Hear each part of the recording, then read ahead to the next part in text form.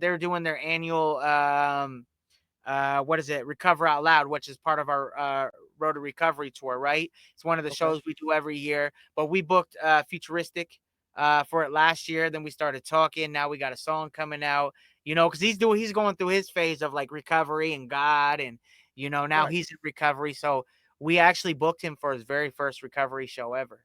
So So who came up with the road to recovery? How did that start? Like, how did you come um up with that?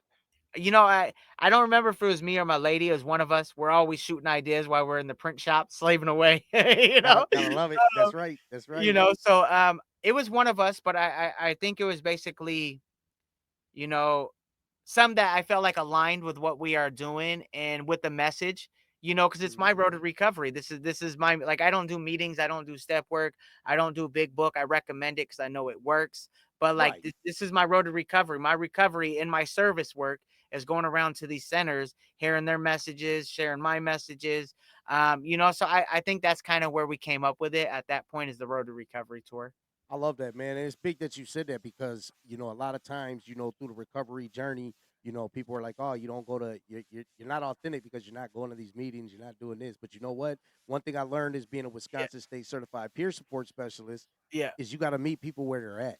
And that absolutely. same path that worked for you isn't going to work for the next person. That's the It might thing. even just make things worse. You Absolutely. send them Not off every and not It's not all one fits program that works for everybody. You got to figure out who you are and what makes you tick as a person.